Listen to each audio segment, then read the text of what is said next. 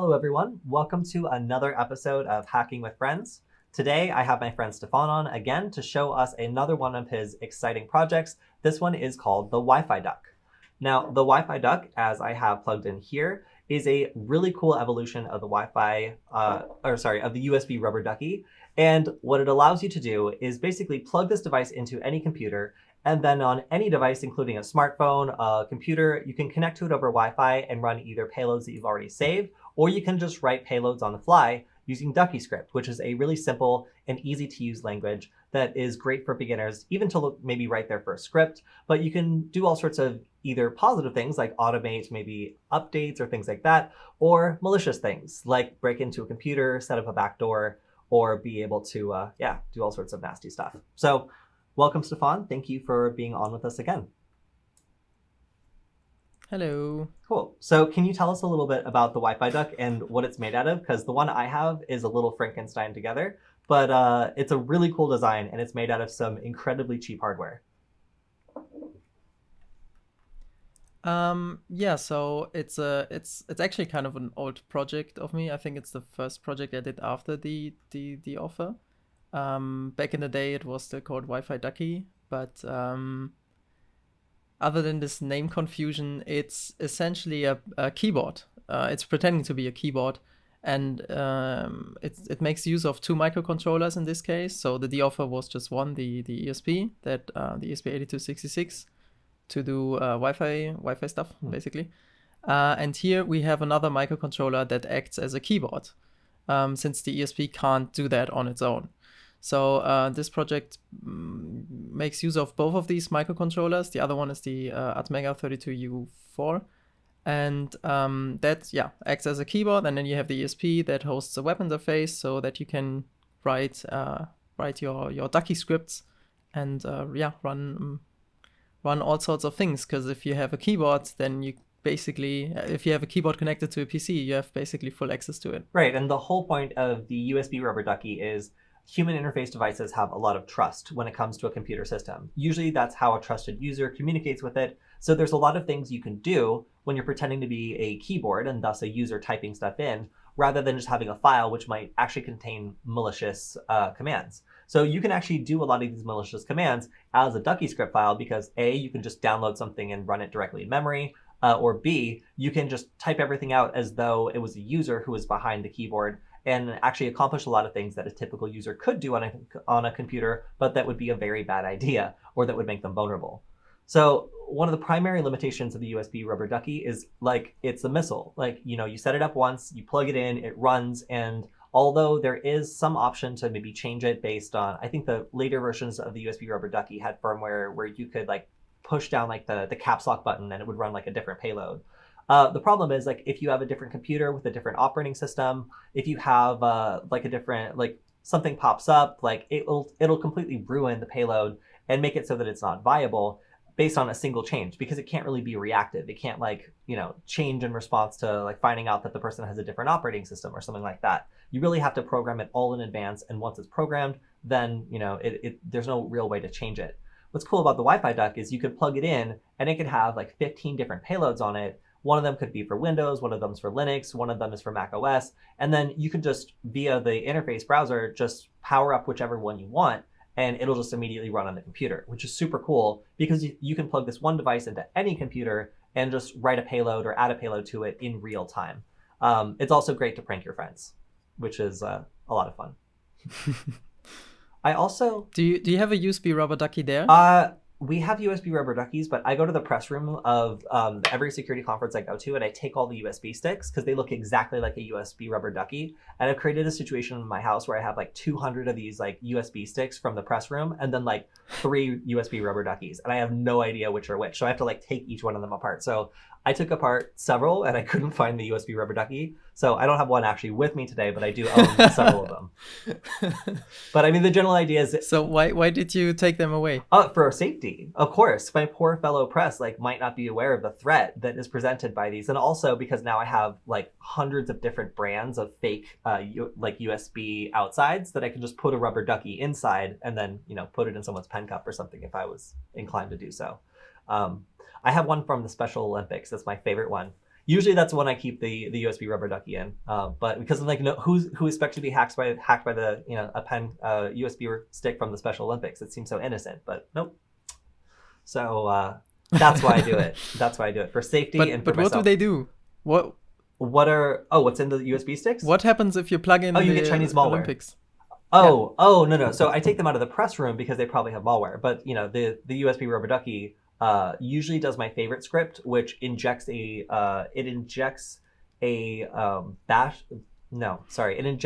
cron job, which continually checks into a Grabify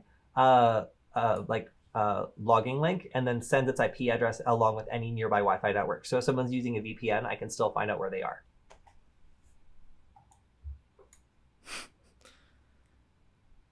But these USB sticks at the press conferences, they are not doing that. They just open a website or something? No, so officially they're for like... Or are they legitimately installing software? No. So they're for like people like press agencies to like send out information about a company. But like every like fifth one is just Chinese malware because like anybody can drop off those USB sticks at the press room. So like a lot of times like you'll try to like nation states will try to phish journalists or like put malware on those that like infects their computer when they plug it in. So I just like do a public service and walk around and just pick all of them up every conference and make sure none of the poor journalists fall victim to that. I don't wear a cape. Now you have I'm not looking for, thank yous. I'm just looking for a collection of 200 anonymous, possibly malware infected USB sticks, which I now have. Yeah. I'm just asking you all this to make this point clear of why this is maybe it could be very dangerous, but a lot of people just don't think about it because, hey, this is just a USB stick. Hey, it's like a free gift from a company and you plug it in and maybe it acts as a keyboard and does some things automatically, even if it's something harmless like, I don't know, opening a website to that company or something, but you don't know what it's going to do. And the moment you plug it in, it could open a terminal, install malware or something. Yep. And one thing that I thought was particularly insidious that you and I talked about was, and I believe we worked on this, was being able to use this as a mouse jiggler. Did we work on that project? Or was it just with something else? I think it might have been the DigiSpark. Yeah. So... But it rings a bell. So like with something like this, you could still do things like, either having like input that was keeping the screen active or just moving the mouse very slightly. And that sort of thing could just keep a computer screen unlocked indefinitely until maybe like the late hours of the night, where you could run all your malware that like fills up the screen with a bunch of suspicious looking terminals. So there's ways of like, if you were a hacker, like plugging this into a back of a computer that maybe you can't see the back of it very easily, like in an office or a receptionist lobby, something like that. And then just keeping the screen unlocked by moving the cursor a little bit each time. And then in the middle of the night, you could just be in range and start running all sorts of payloads and no one would be there to see it. So there's lots of like interesting or creative ways you could use the Wi-Fi duck that the more I think about it, the more it's kind of a flexible tool, because if you have a long range wireless network adapter, you can communicate with this thing from a really long way away. Actually, we tested this in like a mall or like we went to the Glendale Galleria. And we tested this and saw that we could do it from about a block and a half away and be able to actually run commands on someone's computer. So I'm sure we could actually do it for even further, but you don't need to be anywhere near someone's computer in order to start writing payloads. We had one person plug in the Wi-Fi duck and another person from a block and a half away run payloads over a wireless network adapter on the Wi-Fi duck. So it was really cool, and it looked really compelling. But just seeing it actually in action was pretty incredible to realize that someone from that far away was affecting a computer right in front of me. So cool. Well, crazy. In order to get this working, you need two microcontrollers that you mentioned. We have the one that is being used for communication, where we're connecting to it and it's providing the interface that we're writing our payload in, saving a payload, and probably donating some storage space to actually like save payloads, if I'm guessing correctly. And then the second one actually provides the interface, where it acts like a keyboard and receives, whatever the person has typed into the interface, the web interface, that is. Is that right? Yeah. The scripts are saved on the ESP end, but everything else correct, yeah. Cool. So, all right, I'm just going to hold up here. We did a workshop on this, and we have kits. And there's there's several different ways you can do this. One of them is just on a breadboard. Another one is Stefan made these really cool PCBs which fit both of the microcontrollers. I'm holding up all three of them. But yeah, so these three microcontrollers can be soldered together to create this Frankenstein that I have plugged in here. And by connecting them in this way, Stefan made a really convenient printed circuit board that allows you to just buy the really cheap components for this, which I think I got these little Pro Micros for like maybe $3 each, and I got these for $1.80. So this is a really low budget project. And then I got these for free because I was at C3 with you. And I took them.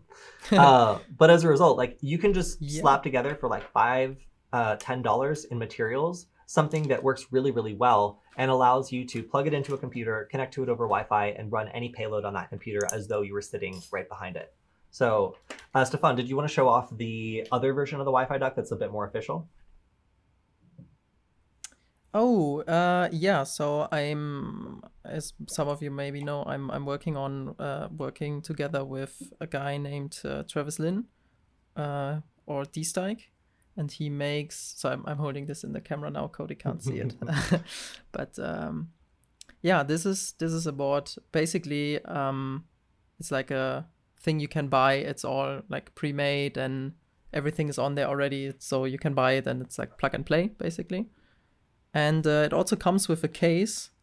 Where do I have? Oh, here's one. So with the case on, it looks just like this, like a bit chunkier, but insuspicious USB stick. Yeah, you would never, ever, ever, ever, ever want to see this thing that I have on my end plugged into your computer because it looks like what it is. It looks like a hack together, like malicious hacker tool. But the version that Travis put together actually looks pretty nice. It looks like something where, especially with the case on it, you wouldn't be like that alarmed if someone just had that plugged into their computer near you.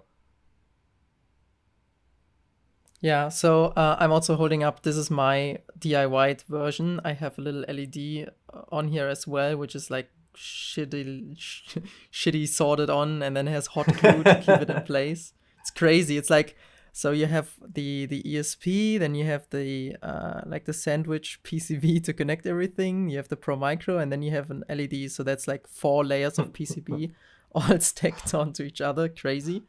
And on the other hand, you have this like plug and play USB stick basically with all the components on one PCB pre-made. So this started out as a software project, and then it turned into a kind of hacked together open source hardware project where you could take these two microcontrollers, like put them on breadboards and then make this work. Then it became a project where you could take these two components, solder them onto the PCB, and very easily make this kind of smaller device. And then it became a project where now there's like an official board for it that actually doesn't look as suspicious. And it's kind of like much closer towards a finished product where, you know, people, if they want to be able to just pick this up and buy it, they can go and buy it right now. And, you know, it looks pretty good.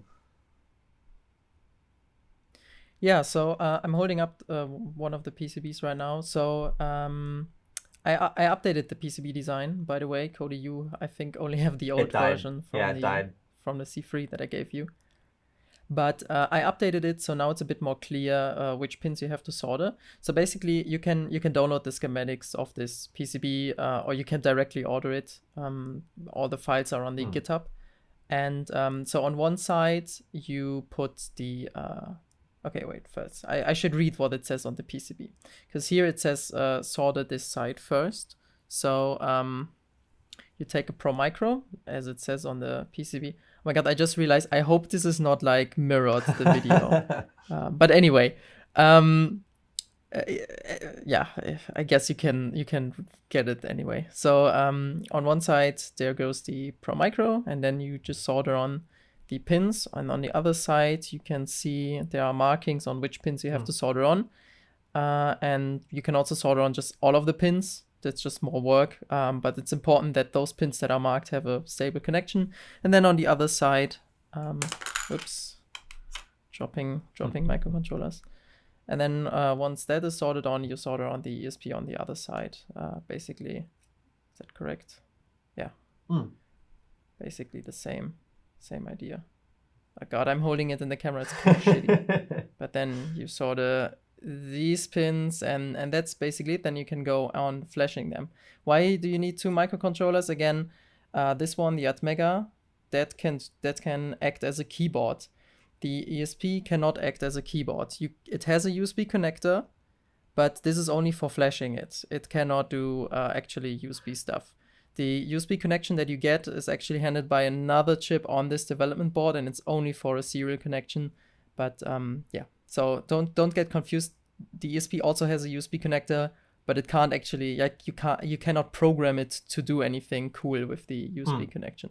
So that's why you need two boards, and why you need to hot glue them together because they need to talk to each other. What I like about this project is, the materials cost so little, and there's really only a couple of soldering connections that really have to happen in order for this to work. And I even made a version on just breadboards. Like I just plugged these into breadboards and then connected them with wires, and it worked perfectly well. Again, it looked horrible, and it was not portable, because if I moved it, then one of the wires might come out and it would stop working. But as soon as I soldered it together on the printed circuit board, I was like, oh wow, like for a very small amount of money, this is a project that's still DIY. You're putting it together from scratch, you're flashing it. But for beginners, like, this is really cool and really straightforward, and doesn't have a ton of dip switches, which is my only complaint about, I think, the other version of it, was just like these tiny dip switches you had to manipulate with like a pen. And I'm just like, come on, I know there's reasons, okay, but dip switches, come on. So basically, because this version from Travis has only one USB connector, but you still have both microcontrollers, and there are scenarios where you might need to program just one of the microcontrollers and have the other one disabled.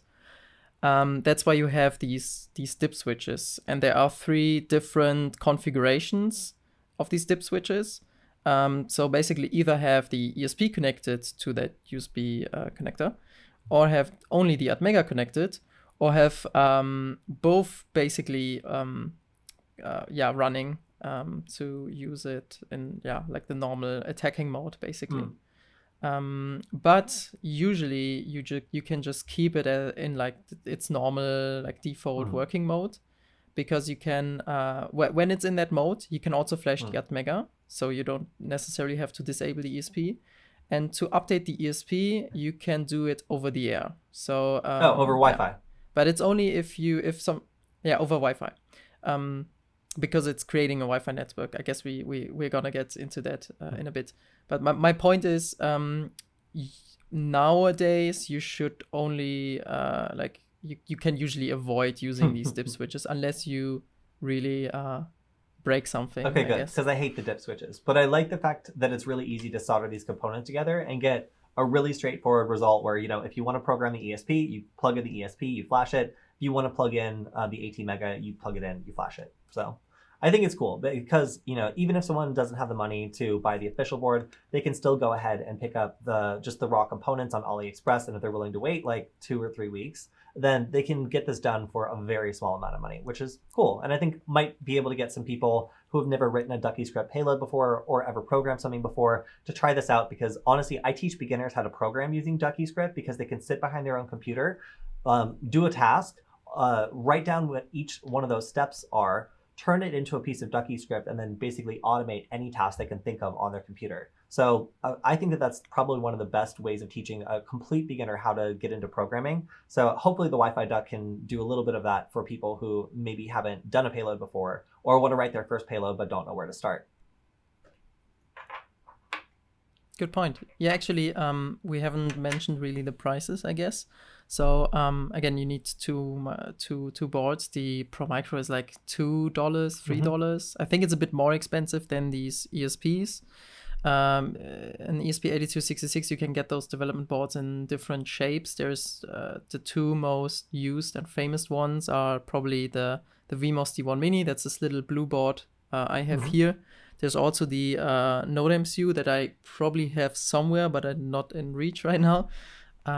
Both work. I have PCBs for using the VMOS and PCB design for using the Node MCU.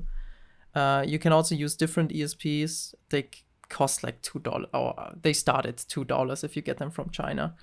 It doesn't really matter which board you use. If you want to use my the little PCBs I made, then you need to get either a VMOS board or a Node MCU. I recommend the D1 Mini just because there isn't a version of the D1 Mini that's horrible, that's really easy to order. But there is a version of the Node MCU that is absolutely horrible and super easy to order by accident. So if you're a beginner, I recommend getting the D1 Mini just because the V3 of the Node MCU is horrible. It is a horrible device. I'm not going to get into it, but it sucks. The pin spacing is too wide, and if you put it in a breadboard, you cannot do anything else with it. You can't even connect wires to it. They're also pre-soldered usually, and the pins are very pokey, and it sucks.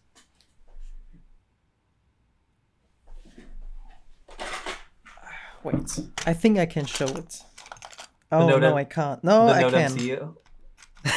Sorry. I can show this. Yeah, if you can show that one, just tell people what not to buy, because that one is not good. Although I think that your PCB allows either size. So even if you get stuck with the terrible ones, it still works. Yeah, that's what I was. So this is, well, it's not the terrible one. It's just like a really old version, but it has the same issue. It's a Node MCU you can buy, and it's really big. Basically, because there are also these Node MCUs. They are much they're smaller skinny or thinner. Yeah, and so I made this PCB design, and both fit on this. So let me just plug this one in. Yeah, so even if you get the one that I would consider to be terrible, it'll still work perfectly fine for this project. Yep. Oh my god, plugging things in front of camera. I think the pins are bent a little bit here. This is like really hard to fit in. Oh my god. This is why you don't do live presentations. Da-dum, da-da. Yeah, okay. But basically, if you would end up plugging this in properly, that I'm not able to do now, and you use the nice Node MCU, then on my PCB design, you see there's still like a little bit PCB sticking out here, and that's just there, so you can plug in the thicker board. Okay. As well. Well, let's go ahead and, from the perspective of someone who's just getting started with this, maybe just flash it and see what it takes to get one of these up and running. So, yep. Yeah, maybe I'll follow along with mine because I have it all nice and running, but I kind of want to do this again.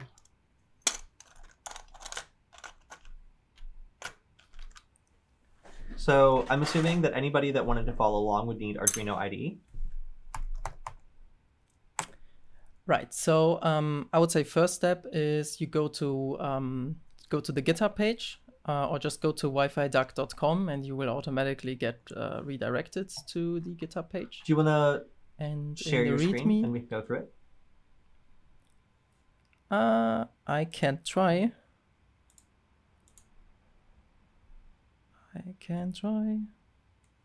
Screen 2. No, screen 1. Yeah, cool. Now you see me. Okay. I need to add a browser. Oh, right. OBS is great. Improvising while recording. Wow. Live. You're adding a browser to the OBS. Hopefully this works. Does this work? I can't see the browser. Wow. There we go. I learn more about OBS every day. All right, cool. But I think I can't scroll in here. No, I think this is just static image. Okay, well, let me display capture, right? Yeah. Whoa, it's beautiful. I can see infinity. Okay, cool.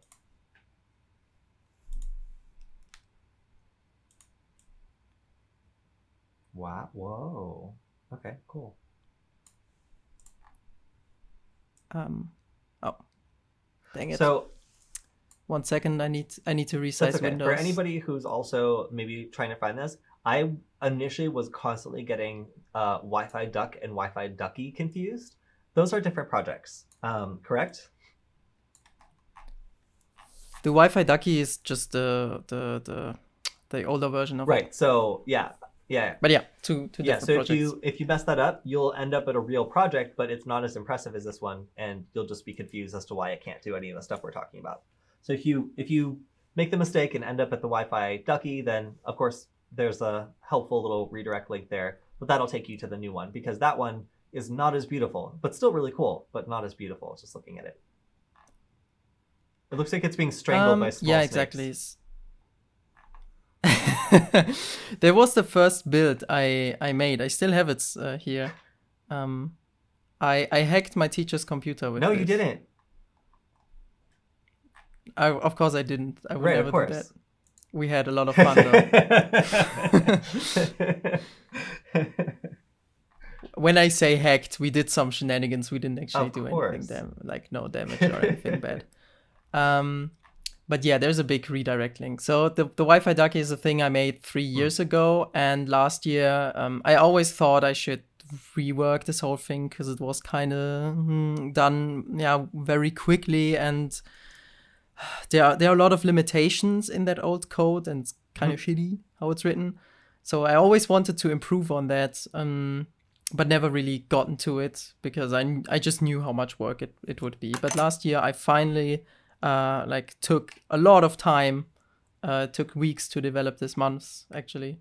And yeah, I published it under a new project name because I thought this is like completely different. And I also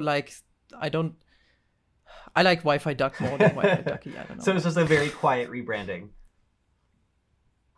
I will say I did an entire nullbyte video on the Wi-Fi duck where I called it the Wi-Fi ducky, and our editor had to clip out like the last part of what I was saying each time. So I have gotten really good at remembering that now after that episode. Couldn't you have named it the Wi-Fi goose or something just to make? That's fine. It's fine. It's done. Yeah, now it's too late.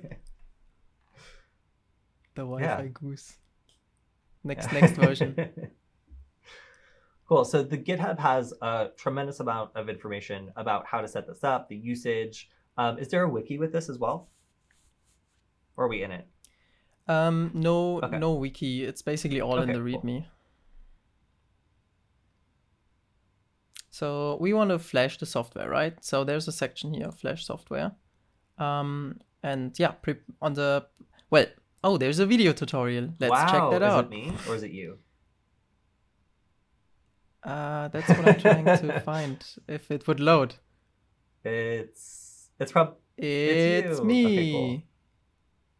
3,000 views. That's could be more. Yeah, but it explains the same thing as the README does here. So under preparations, you can see, okay, you need Arduino IDE. You need to add that link. You need to install some things, and then you open the Arduino INO file and just flash it, basically. So I guess we go over that in detail now on your end. Why don't you just do it? Do you have a Wi-Fi duck with you? Yep. Yeah. Do you want to just flash it? Yep. Okay, cool. I can try.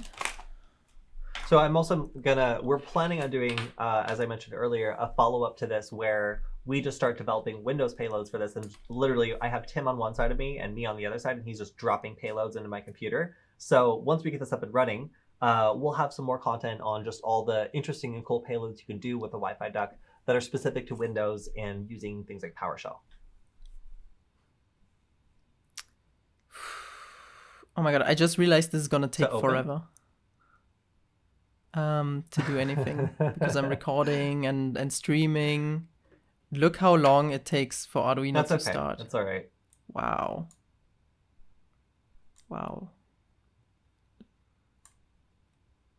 We've got some time.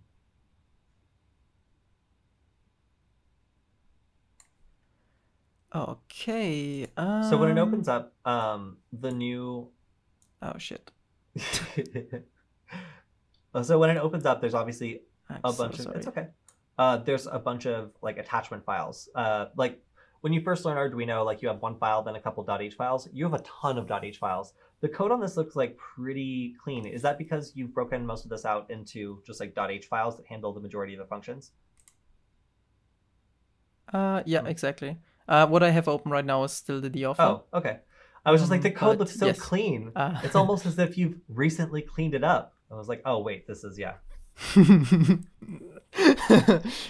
because I did. Yeah, so basically step 1 would be to download and install the Arduino IDE, and I hope you all get that running because I already have it.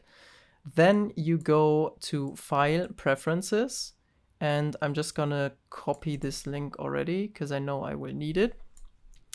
Okay, so in Arduino, File, Preferences, then you go here under Additional Boards Manager URLs, you click on that little icon, and then you have a bunch of links, and I have a lot of things in here. Some to test.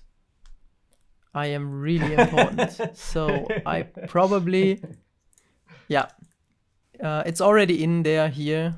So, oh dang, now I broke something. Oh God. Okay. So yeah, I could probably remove a lot of those in here, but anyway. So you add your link, maybe it's completely empty for you because you have a fresh install, maybe it's not empty because you have already added some links, it doesn't really matter, so you add it, then and what that does, just for people who haven't done that before, is it tells Arduino where to look when it's populating all the boards that are possible to work with. So as soon as we add that, then suddenly when we do the search and tools to find the appropriate board to work with, we're able to actually locate the right one that Stefan's been working on and not get the wrong one, because if you're just flashing the default version of this board, it's not going to work properly. Yeah, so basically, before we can flash anything, we have to go to Tools, Board, and select a board from that big selection. And but we can't select the boards we are going to use unless you have them already installed. And to install them, we need to add the URL. So Arduino knows where to find these packages, right? So the next step after adding the URL is go to Tools, Board, and then Board Manager. And this is basically like a packet manager, but for Arduino boards. And it will probably take a few seconds to download the those index files. It's downloading those files from the links we've seen previously. What I love is I have a couple invalid ones in mine, and it takes 10 times as long on a Mac OS system, so I'm glad we're doing it on yours. Because when I do this, it's just like it's tons of red scrolling errors, and like it just takes such a long time. Yeah. So basically then you have a list of like a lot of boards you can choose from. So we are going to use the search up here and search for Wi-Fi Duck. And oh, this is actually new. We need Wi-Fi Duck ESP8266 boards. Oh, look, I can actually... Seems like I don't have it installed yet. Let's hope it doesn't take forever. That's great. So yeah, you just click on install on that.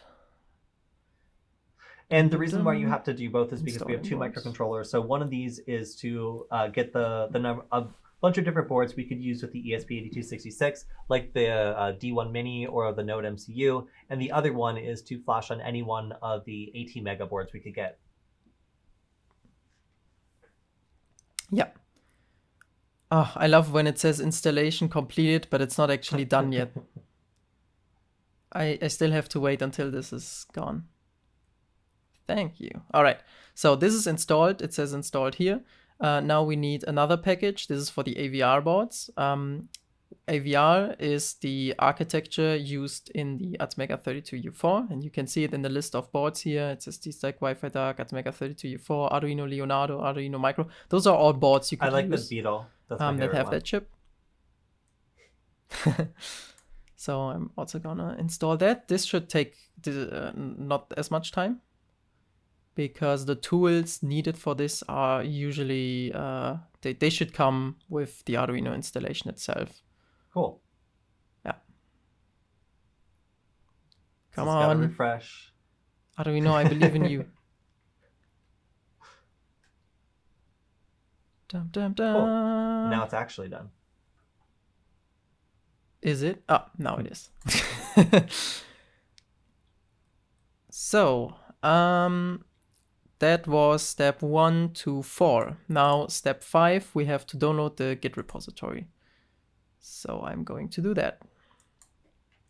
So in general, so now I have there's two different ways to flash things to these sorts of boards. You can either flash them directly over like command line, or you can use Arduino IDE. For this project, it's easier to use Arduino, correct? Okay. Yeah. I would say so. Okay. So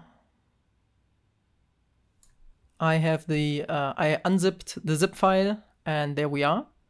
Now we need to open, where should we start? Should we start with the AtMega or the ESP? AtMega. Let's start with the AtMega. So we have to flash both. So keep that in mind.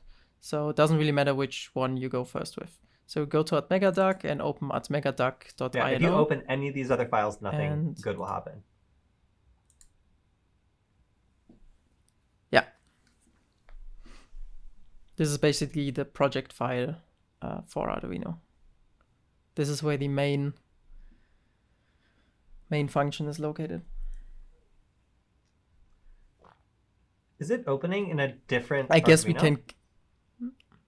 That's super funny. So you probably had all this stuff installed in a different Arduino, but then you just opened up a new one. All right, cool.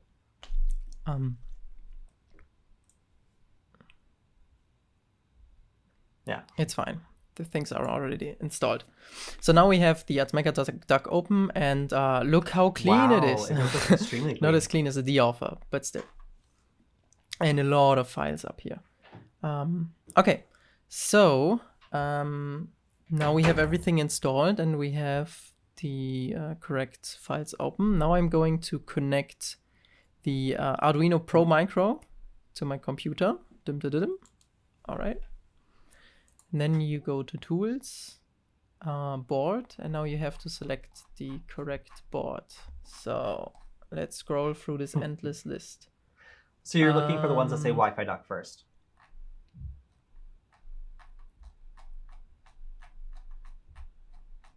Oh God, where are you? Wi-Fi duck. But oh, they're in the bottom. Ugh, I can't see it myself. Okay, let me move that up. The list is so really long. Oh my God. So right here in the bottom, there you have where is it? SparkFun Pro Micro. Right. Yeah. If I say Arduino Pro Micro, it's the same as the SparkFun Pro Micro, because SparkFun actually developed this in the first place. Right. Let's move this back. Okay, now we have a bunch of stuff to select from. Let's see. So the Pro Micro comes in two versions, one with 5 and one with 3 volts. Most of the time it's a 5-volt version, but yeah, if you have a 3-volt version, then you really want to select this here, because otherwise you might corrupt the bootloader, which is okay. You can resurrect it relatively easily. You just have to hold the reset line. But yeah, just keep that in mind. Then we can select the USB device ID. So this is basically what this thing pops up as. So it's going to act as a keyboard either way. But the question is, what name will it appear under in the computer's device So this is super important, because if you do this to a Apple computer, it's going to pop up and say, and try to run the keyboard profiler, and it'll try to identify what kind of keyboard it is, and your script will fail. So if you select an Apple aluminum keyboard, then the benefit is that it'll work on any computer. And if you plug it into a Mac OS computer, it's not going to pop up the keyboard profiler and like try to figure out what it is and mess up your script. So I almost always select an Apple device when I'm doing the Wi-Fi duck, because it just works across all operating systems. And the one operating system that's finicky about it, Mac OS, will just accept it with no questions. Right. So I selected the Apple aluminum keyboard here, just the Apple what keyboard? To try it out. The okay, sorry. So, I just wanted to hear you say it again. Go on. No. On the protocol, we can just keep that as it is. Debug, we can, I guess, also keep it as it is. So NeoPixel, this is if you have a NeoPixel LED connected, then you can select. Whoops. Then you can choose which pin it is using. So by default, I guess most people don't have it. This is just like an optional feature. Okay, the rest we can just ignore it, and then under port you select Arduino Leonardo. And then you can click upload. Error, compiling. Uh oh.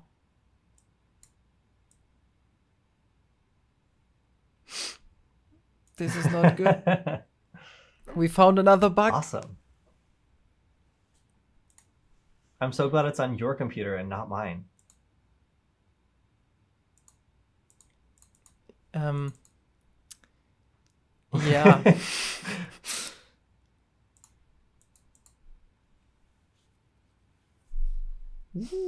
So I updated the Arduino package responsible for that error, probably, like a week ago. But I tested it, and it was working. Okay, it seems to work when you select dstyke Wi-Fi duck at Mega 32U4, or which is fine. That is completely fine if you're using a 5-volt Pro Micro. I have to look into this. You should be able to use the Pro Micro setting. I'm gonna write that down. There is no live stream without us finding new bugs. That's what we're here for. I like all this red. That looks good. Oh, there's some red. It didn't stop. I missed it. I'll probably there are some compiler warnings because it's telling us that some things of the code are not used and are unnecessary, but they are not actually unnecessary. Yeah, good. Don't let that computer's criticism get to you. All right, cool. Done uploading. So now we have flashed half of the device. And only one bug so far. So I'm gonna... Yeah. Right. That's actually not that bad. So I'm disconnecting it, and now I'm connecting the ESP8266, or also known as VMOS D1 Mini in this case.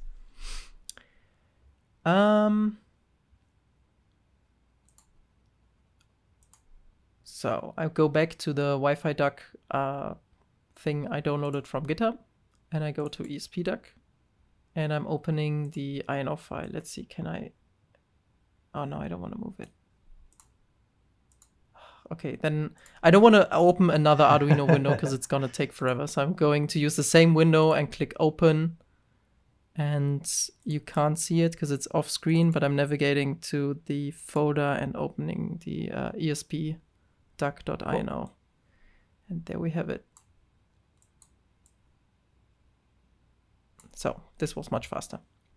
Okay, basically the same thing, but we have to select a different board now. So here on the Wi-Fi duck ESP8266, I'm going to select Lowland VMOS D1 Mini R2 and Mini. Yeah. Hey, this program was made in 2019. The last one was made in 2020. What's going on here?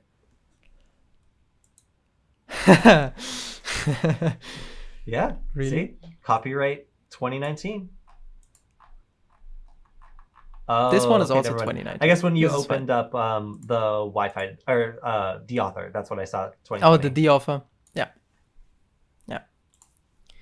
Okay. So the name is a bit confusing. This means the VMOS D1 Mini. It says Lowland because they changed their company name now, or their branding. And there's a D1 and there's a D1 R2 and there's a D1 Mini. Just select this, all right? It will be fine. So no debug, protocol I2C, yep. Upload speed. So this is set to the highest possible, this is the highest possible speed. But if it fails for some reason, try selecting 115200. Yeah. CPU frequency, yeah. We can top that to 160 just to get that extra speed. Flash size, we want 3 megabytes.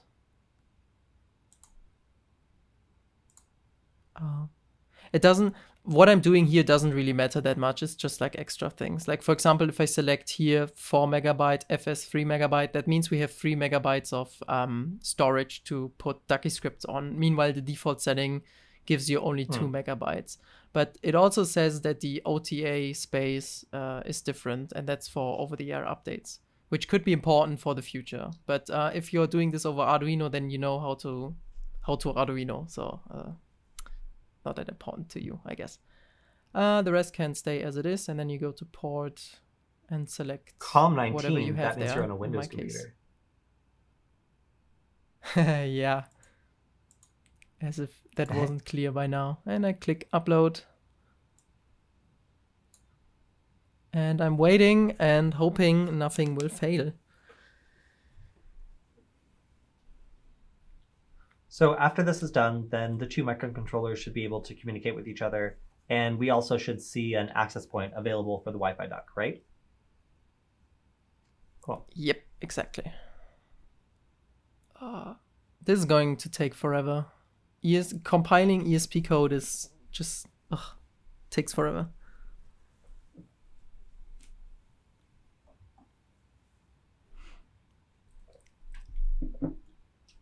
So I was asking before, is there an easy way of just flashing the pre-compiled binaries directly to the ATmega? Because I know it's pretty easy to do it for the D1 Mini, but I have never tried to do it on the Pro Micro. Yeah, you know how you flash the ESP with the ESP tool over the terminal? So the same thing exists for the AVR chips. Oh wait, is it like AVR dude or whatever? Actually, okay. Yeah, exactly. And if you actually look at the output Arduino gives you, then you can actually steal the exact command from there and run it in a terminal. I mean, if you have Arduino installed, then you have the AVR dude and all the tools installed also. So yeah, you can just steal the command from Arduino. There is a hex file on the GitHub. There's a release. If you go to the GitHub, there's a release tab. Actually, do I have it open? Yeah. I can show you.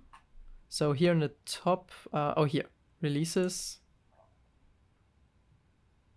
And there's version 1. And there you find a hex file. This is for the ATmega. This could be flashed with AVR dude. And here's a bin file that you could flash with the ESP tool. Oh, perfect. Okay, so if it was taking too long to compile, or if we just didn't want to bother with compiling it, then we could just go ahead and download that, and we could flash it directly in a terminal window if we just wanted to do a shortcut. But we wouldn't be able to customize any of the things that you had just changed. It would all kind of be baked in at that point. Yeah, exactly.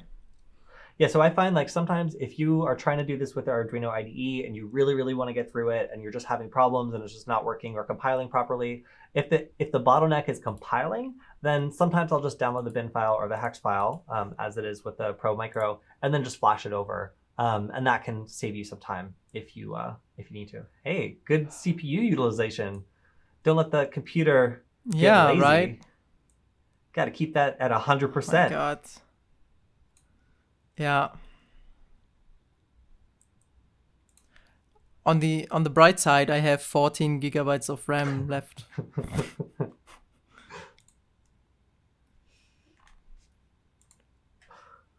Oh, cool. I think it's nearly finished compiling, linking everything together. Sweet. Yeah. Okay, it's uploading now. The uploading process is great, so it's fast working. compared to the compiling process. Yeah, usually it doesn't take that long. It's just because I'm recording and video streaming and everything. So my CPU is already at max basically. All right, so it's uploaded. Now, one important thing. Right now I have the ESP connected. If we want this thing to work, you have to connect the ATmega, the Pro Micro side. Because that thing acts as the keyboard. If you connect the ESP side, then you will just power the web interface that we are going to look at, but it won't actually be able to act as a keyboard. Right. So you have to plug into the Pro Micro side. If you plug into the ESP side, nothing's going to happen. If you click on that, Exactly. we're gonna stop talking unless you're Ethernetted in. I'm Ethernetted in. Do it then. Okay. What you can't see right now. Oh wait, you can see, Kody, but the people can't see. I'm here in the network section, and there's a new Wi-Fi network that appeared called Wi-Fi Duck, and you can connect to it. The password is also Wi-Fi Duck, everything like lowercase and together, just like the network name. And once you're connected, you can go to wifi.duck. Or 192.168.4.1, Yep. if you remember that more easily. Yeah. Which is also right in the top of the GitHub page. Yeah. Although I will say that you're using MDNS, and that doesn't work on some computers. Like I find, I don't know which computer specifically it doesn't work on, but there's some operating systems that don't use MDNS properly. Look, I have an example Ooh, script you have here. an example script. So it sets the it's called video example, so I guess I use this in my video. It sets the keyboard layout to the German keyboard. It waits 200 milliseconds. It presses the Windows and R key to open the command prompt, basically. Opens Notepad, says hello YouTube, waits, and then repeats everything. All right. And then Alt F4, and then it closes it. Okay, let's see if that works. So I'm just gonna press run. Oh, this was too fast. So I'm going to remove this and run it again. Ach, it's off screen. Dang it. I have too many screens. Do you have a working Wi-Fi duck? I may have a working Wi-Fi duck, but I'm not Ethernetted in. So if I connect to it, I'm going to lose the connection with you. Well, but you have a section planned with with Tim, right? After this, we're going to go through and we're going to start doing... Actually, can you show the bottom part where it has all the commands in it? Oh, right. So wait, let me just quickly explain this. So you go to wifi.duck, and there you are greeted with this web interface. So you connect to that Wi-Fi network that the ESP hosts, and that's basically the interface of using this tool, right? So here you can see, okay, I'm connected. It's a continuous connection.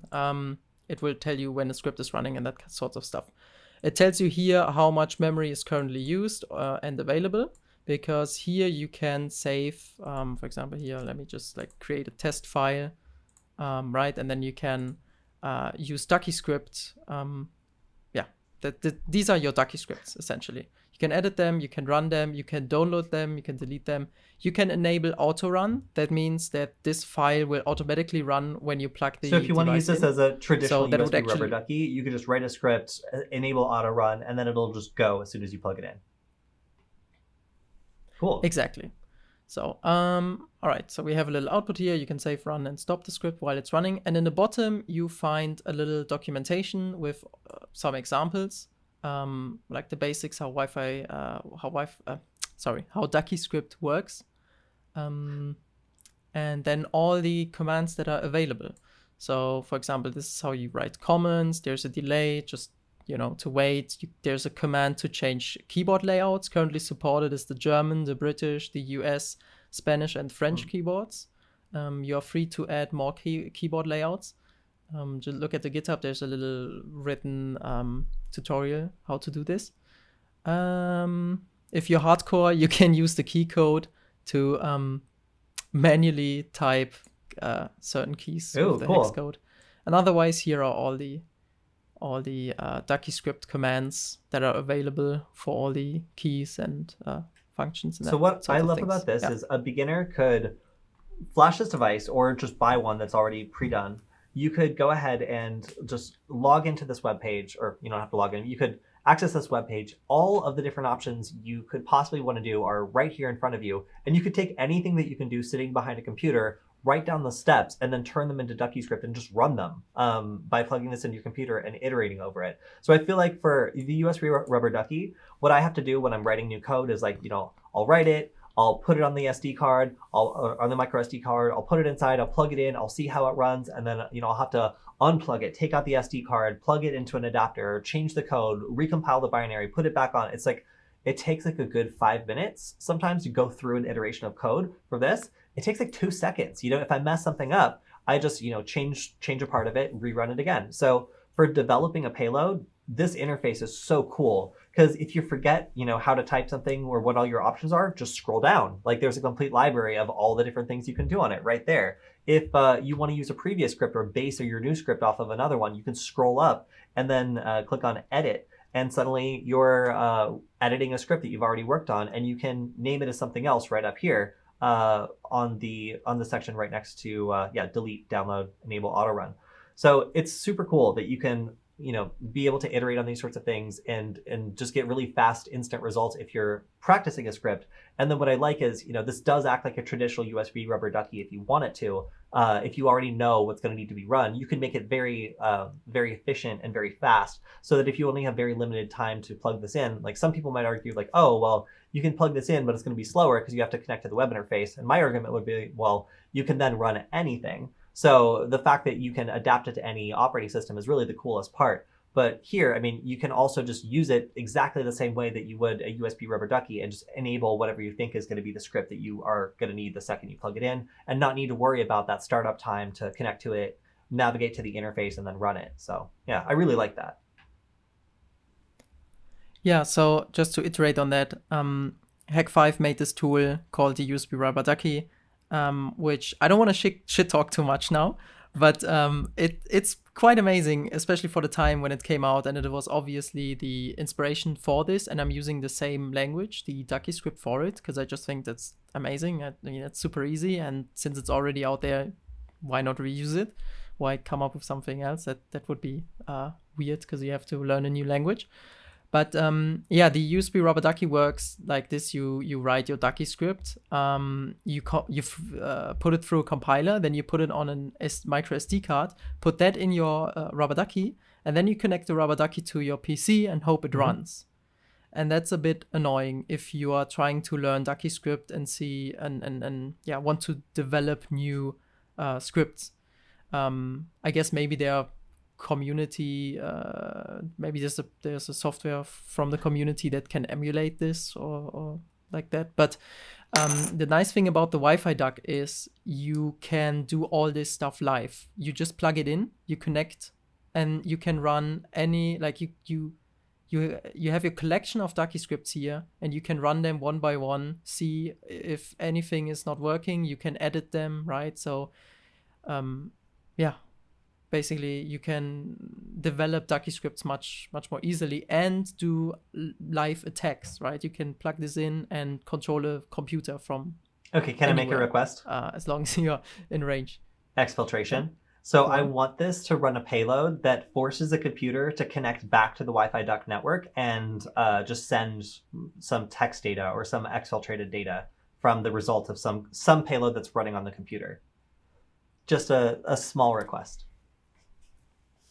A small request. It's on my list of cool, things to do. One of the things that I did with the USB rubber ducky payload was create one that forced it to connect back to an ESP8266, and then basically dumped information from the computer to it.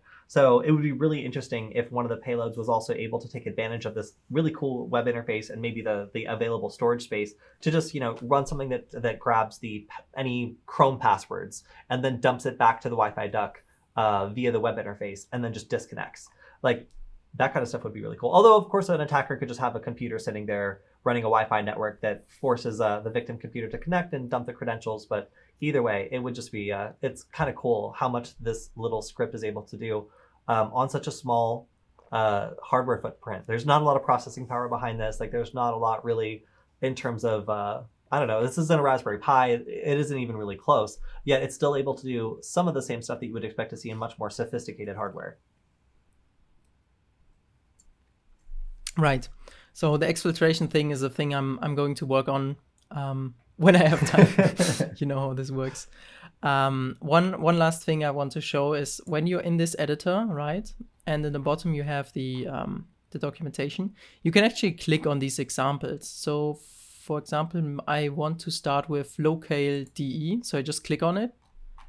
And if I go back up, you see it automatically pasted it here. So I can actually click together a script. So what is a good example? I'm looking for the GUI Windows or key? Windows I key. think it was further down. Am I blind? Is it missing? No, it's down there. Keep scrolling down. I think I saw it. I can't. Oh, you can't scroll down. Scroll down further. Is it there? Space, escape, right, insert, page down. No, I don't see it there. I see home. You could just type GUI. Oh yeah, but you're not. Yeah, there it is. Oh, yeah. Here it is. Sorry, it's under modifier keys. So I click this, and I can't. There's no R key, but I guess I'm able to put that in automatically. So, and if I run this, then this thing pops up. So Could you use that to open a like a browser window that goes to, I don't know, some sort of music video maybe? I guess. I'm just curious. Okay. But that's up to you. All right. Yeah. Cool. So is there anything else you want to show off about the Wi-Fi duck? Of course, we're going to do payloads in the next Hacking with Friends, I believe, on Friday. But yeah, anything else you want to show off? I'm looking through it right now. So under settings, you can of course change the Wi-Fi network. You should probably do this, otherwise anyone could connect to it. You can also, if there's an update available for the ESP, you don't actually have to go through Arduino to do this. You can also click here and oh god, this is gonna open a lot of things. Select the bin file yourself that you can find on the GitHub. So here again under releases, you will be, I have it open in another tab. Here you find a bin file that you could use to drop in here and upload, and then you would flash it without needing to use Handy. Arduino. Wait, does that flash the terminal. ESP8266 or the SparkFun Pro Micro? Good point. It only flashes the ESP side. Yeah, that's the only annoying part. But maybe there's some new hardware developing this year. Maybe we can do a newer version of this tool that uses a different microcontroller that actually combines USB and Wi-Fi, and then all this stuff would be much more simplified. But right now we have to use the tools that are available, I guess. There's also an online terminal, which is like similar to the terminal or command line interface we used on the offer in the past 2 streams. And that's helpful. If you want to hack around a bit, see how much RAM is available, for example. That's really cool. And then what's the about section? That's the about section is about you. So we have a little disclaimer. This is a tool. It's neither good nor bad. Use it to do good, to study, and to test. Never use it to do harm or create damage. The continuation of this project counts on you. I'm going to put this on most of my projects, probably, just to make it a bit more clear that, this is a tool you could use for. It's like a dual use thing. You can use it to do good, or you can use it to do bad. Just like, please be nice, because if this comes up in a bad light, then authorities might think it's time to shut down this project or something like that, and I could get in troubles. There's the license, and here are all the libraries I used. A little thanks section that you can't see. I'm going to scroll up. There it is. Oh yeah. So Dean made the Wi-Fi interface, Cytonic for bringing it up, and Travis recruiting and also selling the hardware board. Yeah, cool. It seems like you have a really good team behind this. Especially though the web interface looks really slick. Yeah, and we are going to make it even better. Amazing. Cool. Soon. So if people want to keep up with this project, I imagine the GitHub is probably the best place to do it. But I hear that you might also be updating this in the near future. Hopefully. Cool. Well, would people want to maybe check out Cytonic's line of boards as well in the near future if they were interested in looking at the evolution of this project? Maybe. Probably. Okay. Nothing definite yet. But Maybe. if you guys are Who knows? interested in this project or you think it's cool, then it is an ongoing project, which I think has a ton of merit. It has lots of interesting features that you honestly would be hard pressed to find even in a product. So the fact that it is available for you to just kind of hack together, or you can support the project and pick one up as the finished board, is super cool. And I recommend that anyone who wants to get into human interface device attacks, check this out, try it. It's super fast to iterate on your code, so you can see, maybe why something's not working out and fix it really, really quickly. And even just for testing and getting familiar with this sort of stuff, I think that is probably one of the biggest benefits of having this, is just how quickly you can make your payloads better and how fast you can test them on virtually any operating system. So yeah. Well, Stefan, thank you for joining us again on Hacking with Friends. If people want to follow you or your projects, what's the best way for them to do that? At Spacehoon everywhere. At Spacehoon everywhere. On Twitter, on GitHub, on YouTube. On Mastodon. Wherever you find me. Cool. So look for the Space Chicken if you want to learn more about this and other Wi-Fi and microcontroller hacking projects. Yeah, I guess that'll be it for today.